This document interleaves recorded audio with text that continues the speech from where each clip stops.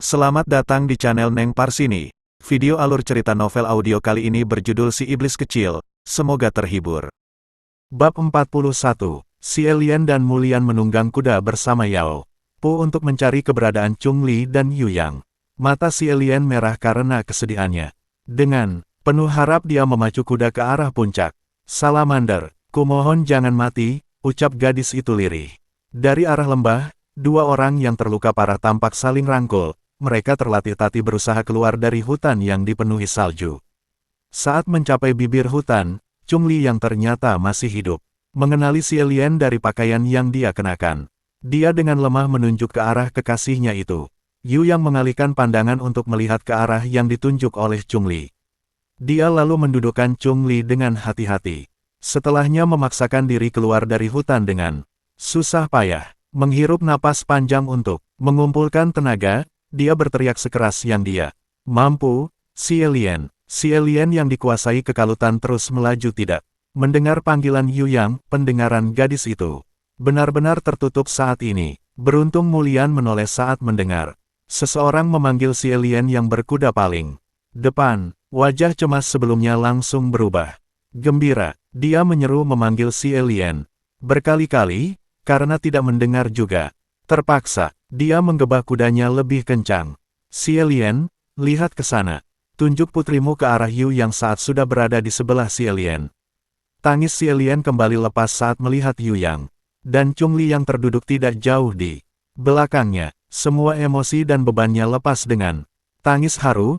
Dia langsung memutar arah menuju dua orang yang dia sayangi. Mulian yang melihat si Elian berpelukan dengan Chung Li merasa terharu, menimbulkan sedikit tatapan iri melihat pasangan itu. Pandangan Mulian beralih pada pedang yang dibawa oleh Yu Yang, jantungnya langsung berdegup tidak menentu.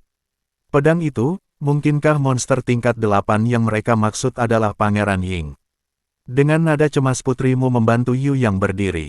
Walau sangat khawatir terhadap Wu Chen, dia tidak ingin mendesak Yu Yang. Dari artefak penyimpanan, Mulian menyerahkan pil untuk membantu pemulihan temannya. Tapi sepertinya akan butuh waktu bagi keduanya untuk pulih. Setelah berhasil menyerap pil pengobatan, Mulian melihat raut kekhawatiran di wajah Yu Yang. Wu Chen putri, kami melihatnya melarikan diri dari kejaran dua orang abadi.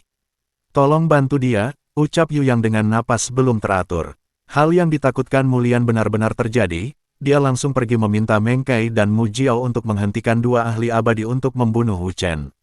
Dua orang itu tertegun saat mendengar jika Pangeran Ying pelaku di balik kehancuran Sekte Pedang Emas. Sebaiknya kita cepat Jenderal, kita putuskan apa yang harus dilakukan setelah melihatnya sendiri. Mu Jiao bergerak duluan ke arah yang ditunjuk oleh Yu Yang dan Chung Li. Sementara itu, sisa-sisa pedang emas dan tetua Rue mendekat saat melihat dua tahanan mereka sedang bersama putrimu. Mereka berdua yang membawa monster itu kemari, mereka harus bertanggung jawab untuk kehancuran sekteku. Seorang guru muda ranah kaisar dengan mata berapi-api menghunuskan pedang pada Chung Li dan Yu Yang. Si Elian berdiri di depan, melindungi mereka berdua. Tetua Rue diliputi kemarahan akibat kehancuran sekte.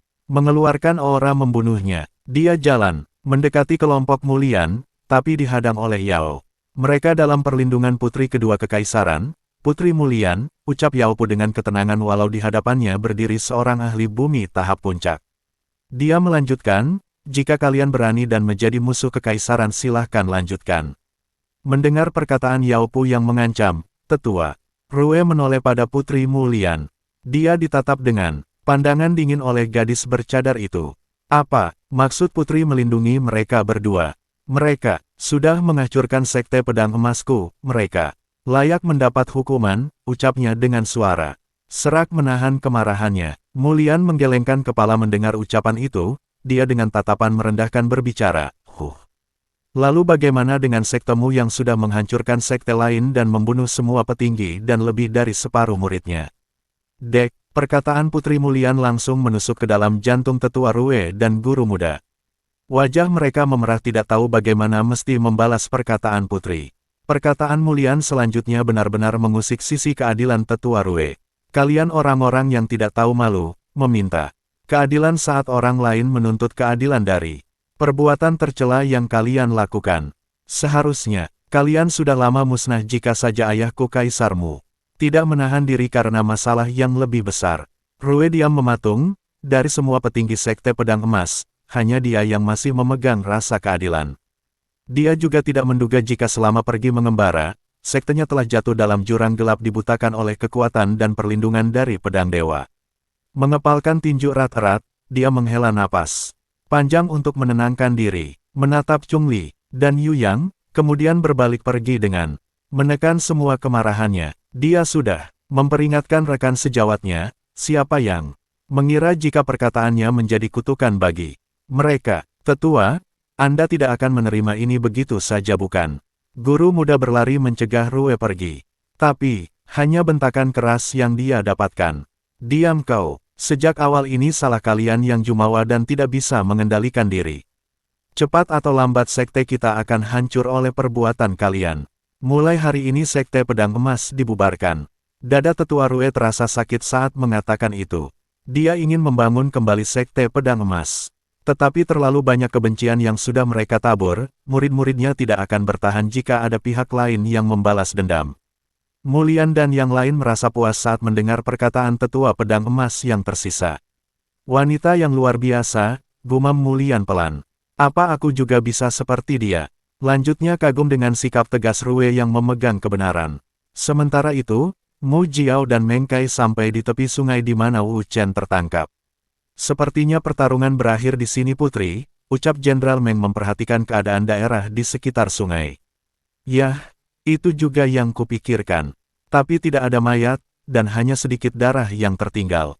Sepertinya mereka menangkapnya hidup-hidup, balas Mu Jiao berjongkok memeriksa tanah yang sedikit berlumur darah. Sebaiknya kita kembali ke istana Tuan Putri, kemungkinan pangeran terbuang itu akan diserahkan ke benua tengah untuk imbalan yang dijanjikan. Mu Jiao mengangguk, dia juga berpikir seperti itu, kita tidak ada urusan dengan Kekaisaran Ying. Masalah dalam negeri mereka bukan tanggung jawab kita, ucap Mu Jiao sembari terbang kembali ke arah semula. Hasil penyelidikan kakaknya membuat perasaan Mu Lian semakin memburuk, terutama Chungli dan Yu Yang yang telah diselamatkan. Mereka bahkan ingin langsung pergi ke Sekte Pedang Dewa untuk mendapatkan informasi. Tetapi Mulian meminta mereka untuk menunggu berita dari istana, itu akan lebih cepat daripada mereka berangkat langsung. Lebih lagi, dua orang itu harus menyembuhkan luka-luka mereka terlebih dahulu. 1 hari berselang, Xiaoli bersama rombongan dari kota Yinzuan datang. Mereka disambut dengan pemandangan yang mengerikan di Sekte Pedang Emas. Mereka juga merasa lega saat mendengar 2 tahanan telah diselamatkan.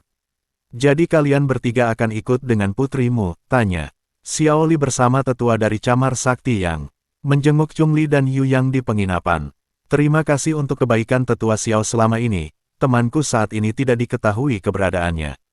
Bahkan nyawanya sedang terancam jika benar dibawa ke benua tengah. Sekarang waktunya bagiku melakukan hal yang sama seperti yang dia lakukan. Untuk kami, Xiaoli yang sejak awal mengetahui jati diri Wu Chen, hanya mengangguk. Dia mengerti bagaimana hubungan mereka karena dulu melihat sendiri di saat Sekte Elang dihancurkan. Xiaoli menepuk pundak mantan muridnya itu, jika kau berniat kembali ke sekte, kami dengan senang hati akan menerimamu kembali. Semoga kalian berhasil bertemu kembali dengannya. Hanya itu yang bisa kukatakan. Baik-baiklah, jalanmu tidak akan mudah, banyak orang kuat di luar sana akan menjadi jurang yang harus kau lalui. Terima kasih atas nasihatmu guru, murid tidak akan pernah melupakannya. Chungli langsung menunduk dan memberi hormat dengan sungguh-sungguh.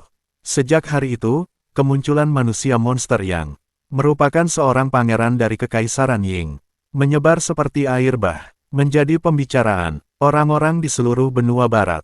Tidak akan butuh waktu lama bagi Kekaisaran dari benua tengah mencium berita itu. Sebulan berlalu, tidak ada berita dari mata-mata Kekaisaran tentang keberadaan Pangeran Ying, yang artinya 2 ahli abadi itu tidak membawanya ke benua tengah.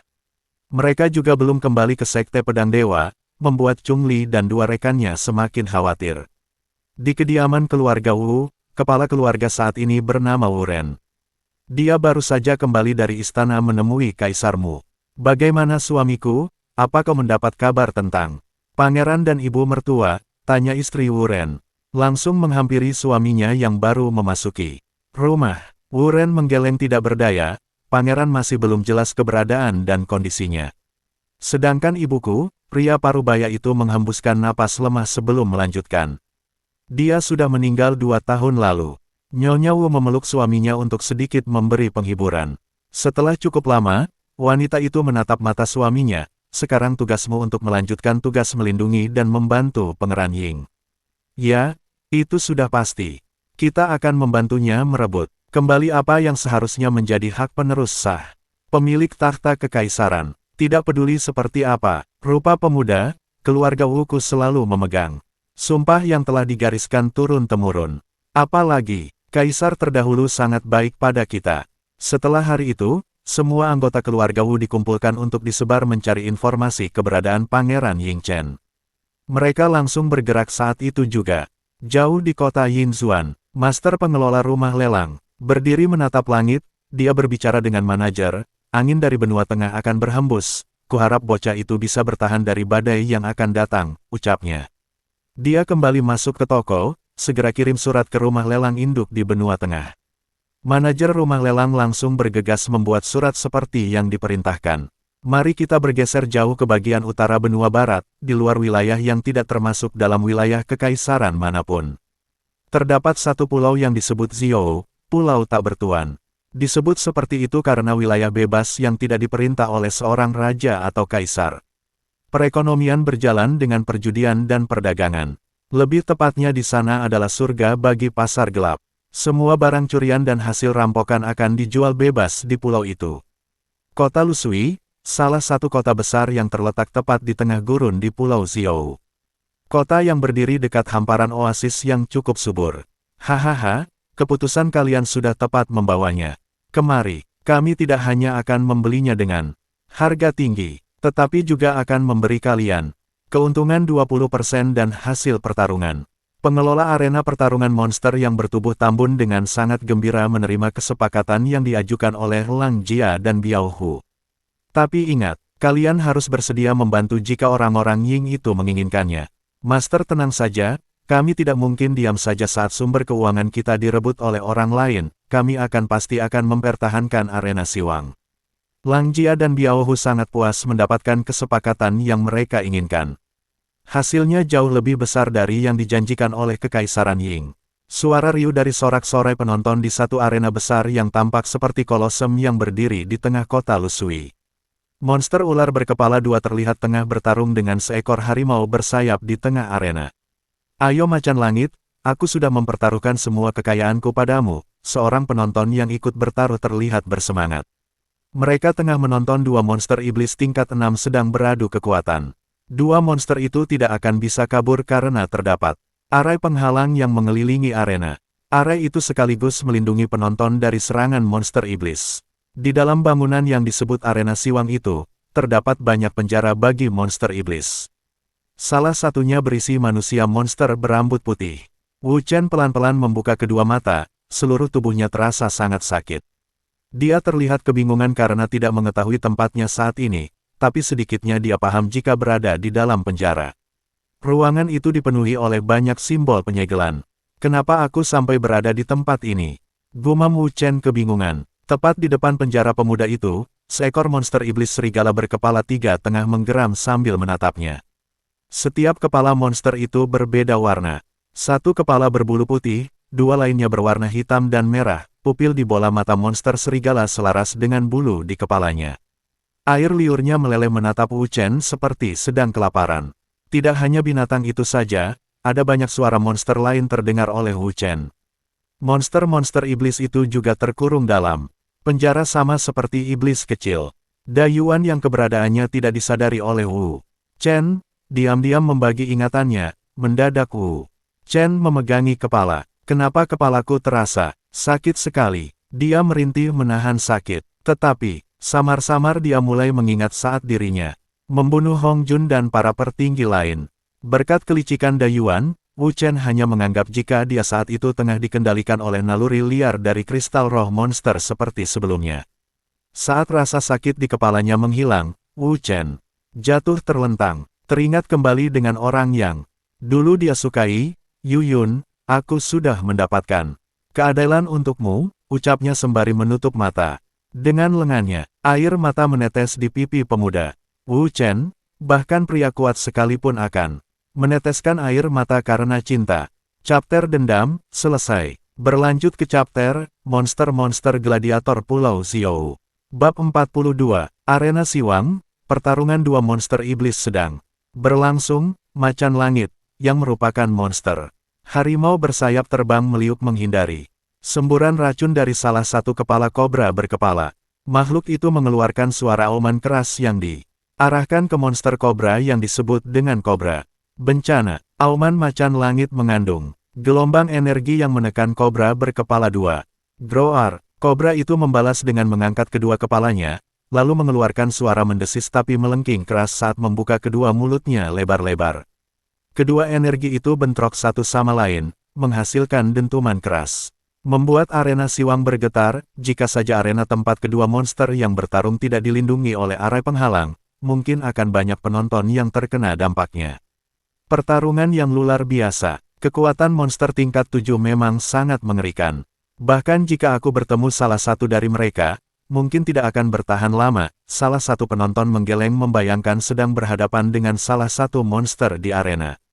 Penonton lain menanggapi perkataan orang yang duduk di sebelahnya, "Kau benar, ranah kaisar seperti kita hanya mangsa bagi monster tingkat 7 ke atas, bahkan jika ada 4 orang yang bekerja sama tetap belum bisa menjadi tandingannya." Pria itu mendesah merasa dirinya masih terlalu lemah.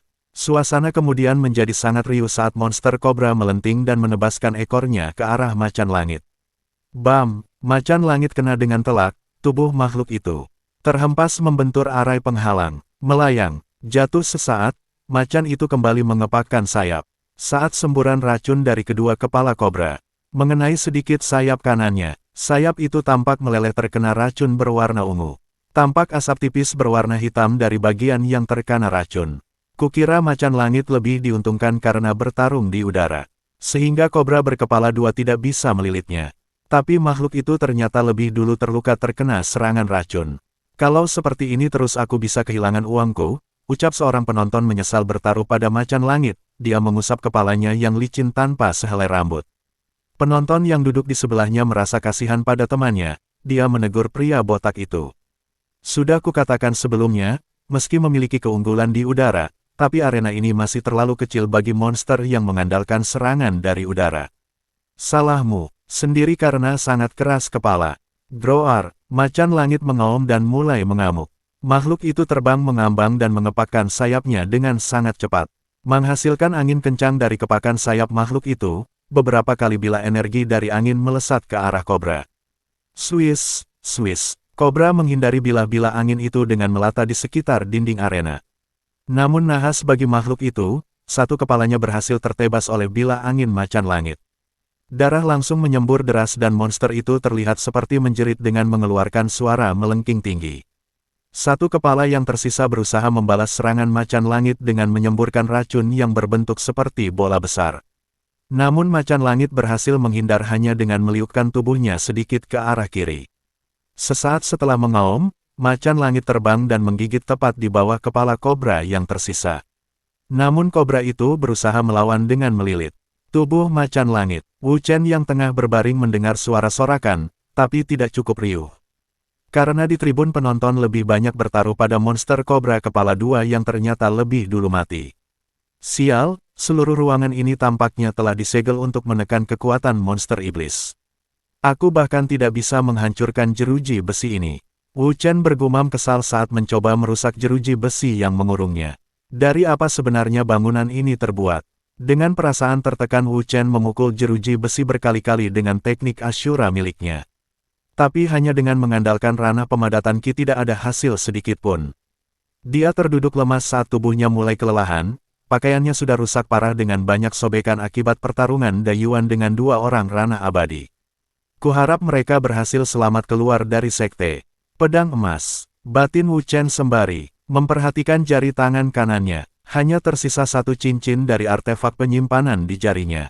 Cincin hadiah dari Yuyun, dia bersyukur telah memasang larangan dan membuat ilusi agar artefak itu tidak terlihat. Sedangkan satu cincin yang dia dapat dari salah satu murid sekte pedang emas telah diambil entah oleh siapa. Aku beruntung menyimpan benda-benda paling berharga di cincin pemberian Yuyun. Senyum lega terlihat di wajah Wu Chen. Dia berdiri saat mendengar suara berat langkah kaki. Lihat, pangeran monster ternyata sudah sadar. Seru seorang penjaga yang tengah lewat dengan membawa macan terbang yang tengah terluka. Leher makhluk itu diikat oleh rantai khusus yang sangat besar. Dia menarik macan terbang untuk kembali ke sel, lebih tepatnya kandang. Hai pangeran monster, sepertinya tidurmu sangat nyenyak, ejek penjaga yang membawa cambuk. Berduri, semua orang sudah menunggu penampilanmu. Di atas arena, dia tersenyum dengan tatapan mengancam, lalu kembali berkata, sebaiknya kau membuat kami untung besar, jika seluruh bagian tubuhmu akan dilelang satu persatu. Wu Chen tampak tidak terlalu memperdulikan perkataan penjaga. Dia lebih tertarik untuk mengetahui di mana keberadaannya saat ini. Tempat apa ini? Tidak terlihat seperti ruang tahanan. Melihat Wu Chen yang sangat tenang membuat penjaga itu memberikan tatapan kesal. Matanya sedikit menyipit, keberanian saja tidak cukup bocah iblis. Kau akan segera mengerti bagaimana rasanya berada di neraka. Dengan satu ayunan tangannya, cambuk berduri. Penjaga itu masuk melalui celah sel dan menghantam tubuh Wu Chen. Pemuda itu terpental hingga membentur tembok. Binatang sepertimu tidak punya hak untuk bertanya. Sebaiknya kau patuh dan menerima takdirmu sebagai pertarung monster hingga akhir hidupmu. Setelah mengatakan itu, para penjaga mendengus dan meninggalkan Wu Chen membawa macan terbang ke kandangnya. Wu Chen bangkit berdiri sembari menepuk-nepuk badan. Karena lantai kandang itu cukup kotor penuh debu, dia menatap penjaga dengan tatapan dingin. Kenapa penjaga tempat ini seorang ranah bumi? Pikir Wu Chen sedikit aneh. Bahkan istana sendiri belum tentu mengangkat seorang ahli bumi untuk menjadi penjaga. Tetapi memikirkan keadaan di sekitarnya, dia cukup memahami. Ada banyak monster iblis kuat yang dikurung. Walau ada juga monster tingkat 3 dan 4 di sana. Sebaiknya lihat keadaan terlebih dahulu, sebelum memutuskan apa yang harus kulakukan, batin Wu Chen dengan tangan mengepal. Di dalam arena Siwang, pihak pengelola menyampaikan pengumuman yang membuat semua penonton tertarik. 3 hari lagi tubuh monster kobra akan dilelang, siapkan harta kalian. Penonton menjadi bersemangat, kecuali mereka yang kalah dalam taruhan. Uang mereka tiak akan cukup untuk mengikuti pelelangan. Suasana menjadi hening saat pengumuman berikutnya disampaikan. Minggu depan akan ada pertarungan. Yang paling menarik, belum ada sebelumnya. Pertarungan seperti ini. Pertarungan manusia monster, melawan 3 monster iblis tingkat 5. Perbandingannya 1,2 berbanding 2,5. Bukankah nilai taruhan ini biasa saja? Aku sudah sering mengikuti taruhan seperti ini, ucap beberapa penonton. Itu sangat aneh, sebelumnya pengelola mengatakan sangat menarik. Tetapi tidak ada yang istimewa dari pertaruhan itu. Manusia monster apa yang dia maksud? Apa kalian mengetahui sesuatu? Tanya penonton lain dengan raut penuh minat. Pengelola yang menyampaikan informasi menyeringai. Dia memahami apa yang sedang dipikirkan oleh penonton. Saat dia mengatakan untuk siapa taruhan bernilai 1 poin, suasana langsung menjadi sangat riuh. 1,2 untuk manusia monster, 2,5 untuk 3 monster yang menjadi lawannya. Baru kali ini aku mendengar seperti ini, benar-benar sangat langka. Biasanya jika ada tantangan manusia melawan monster, justru manusialah yang akan mendapatkan poin paling besar. Apa? Ini gila. Apa maksudnya dengan manusia monster, Master Fu Yun? Apa makhluk itu sangat kuat? Semua orang mulai saling bertanya. Rona, wajah mereka tampak sangat antusias. Bukan Fu Yun yang menjawab pertanyaan penonton tadi, tetapi ada penonton yang sangat tenang. Tidak larut dengan semua kehebohan. Mungkinkah yang Master Fu Yun katakan adalah Pangeran Iblis dari benua tengah yang baru-baru ini diberitakan menghancurkan sekte tingkat 2 seorang diri? Pikiran pria itu akhirnya terjawab sesaat kemudian. Berita itu benar-benar membuat gempar. Menjadi pembicaraan di kota Lusui selama beberapa hari. Sementara itu di istana Kekaisaran Ying, Kaisar saat ini yang juga merupakan paman Wu Chen yang berlainan ibu dengan Kaisar Ying Su terdahulu, dengan wajah memerah meremas surat yang dia terima dari mata-mata di benua barat. Segera kirim perwakilan ke Pulau Xiou untuk melakukan negosiasi dengan Fu Yun. Aku ingin bocah itu dibawa kemari. Jika token kaisar itu kudapatkan, tidak akan ada lagi yang berani berbicara buruk di belakangku. Kaisar Yingkong tersenyum licik saat membayangkan semua orang akhirnya tunduk dalam kekuasaannya. Seorang penasihat yang berdiri di sebelah kaisar terkekeh. Selamat pada Yang Mulia, aku yakin tidak lama lagi Anda akan menyempurnakan teknik Ashura pembunuh dewa.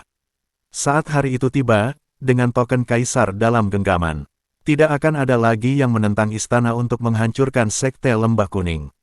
Mendengar ucapan penasihatnya, Kaisar Yingkong dengan tatapan kejam tersenyum. Mereka tidak hanya membantu bocah iblis itu melarikan diri, tetapi juga menyembunyikannya. Teknik sempurna Ashura pembunuh dewa akan kucoba pertama kali pada mereka semua, ucapnya dengan tangan mengepal. Kilatan kebencian tergambar jelas di wajah Kaisar. Wu Baidong, perintahkan Cheng Jung untuk ikut ke Pulau Xiao. Titah Kaisar Ying pada penasihat yang berjanggut panjang ternyata bermarga Wu. Pria yang memiliki marga yang sama dengan keluarga pelayan Wu, ternyata menjadi penasihat bagi Kaisar Ying saat ini.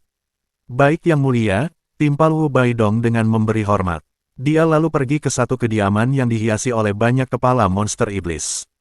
Seorang pria dengan mata merah dan mengenakan jubah yang kebesaran menyambut kedatangan penasihat Wu. Apa yang kau inginkan pelayan Wu? Ucapnya dengan tatapan dingin. Tutup mulutmu Cheng Jung. Aku seorang penasihat kaisar, sebaiknya kau menjaga lidahmu atau kata-kata pedasmu berbalik pada dirimu sendiri. Pria bernama Cheng Jung hanya terkekeh saat mendengar ancaman Wu Baidong. Seorang pelayan selamanya akan menjadi pelayan, apalagi pengkhianat sepertimu bahkan tidak layak berbicara denganku, balas Cheng Jun tidak peduli. Mereka saling tatap satu sama lain, kedua orang itu tampak saling membenci. Namun, meski Cheng Jung tidak menyukai Baidong, dia termasuk orang kepercayaan Kaisar Yingkong. Aku juga tidak sudi datang ke sini jika bukan diperintah langsung oleh Kaisar. Kau diberi perintah untuk pergi ke Pulau Xiao untuk membawa Pangeran Ying Chen. Dengan nada kesal Baidong menyampaikan perintah langsung dari Kaisar. Alis mata Chen Jung terangkat saat mendengar titah Kaisar yang dia terima. Lalu mengangguk beberapa kali, jadi bocah itu sudah ditemukan. Hahaha, kuharap dia lawan yang pantas, ucapnya dengan seringai isyarat penuh makna. Kau pergilah, aku tidak ingin kediamanku dikotori oleh napas seorang pengkhianat. Sampai kapanpun aku tidak akan pernah mempercayaimu. Cheng Jung dengan kilatan dingin terlihat merendahkan Wu Baidong. Orang yang ditatap juga tidak ingin berlama-lama di sana. Dia pergi tanpa mengatakan sepatah kata pun. Bocah, aku ingin melihat sendiri kekuatan monster yang dikatakan oleh orang-orang, ucap Cheng Jun melepas jubah lebarnya. Satu ekor seperti ekor buaya di belakang pinggangnya naik dan terlihat bergerak-gerak. Lengan kirinya juga tampak seperti lengan singa. Aku sendiri yang akan mengorek kristal roh naga dari tubuhmu, Pangeran Iblis. Hahaha, tawa Cheng Jung bergema di seluruh ruangan. Dia tampak sangat antusias dengan tugas yang dia terima dari Kaisar. Pemikiran akan memiliki kristal roh yang ada di tubuh Pangeran Ying sudah terlukis indah di benaknya. Dia, yang sudah bereksperimen untuk mendapatkan kekuatan dari monster iblis. Semua dia lakukan karena mengetahui jika hal itu bisa dilakukan. Apalagi selama berkultivasi dia hanya mampu menempuh Jan hingga mencapai ranah Kaisar Puncak selama beberapa waktu. Karena tidak memiliki kesabaran, dia memilih jalan ekstrim dan sedikit berbeda dengan teknik yang digunakan oleh wanita rubah pada Pangeran Ying Chen yang saat ini dikenal dengan nama Wu Chen. Terima kasih, dan nantikan bab berikutnya esok hari. Salam bahagia dan selamat beraktivitas.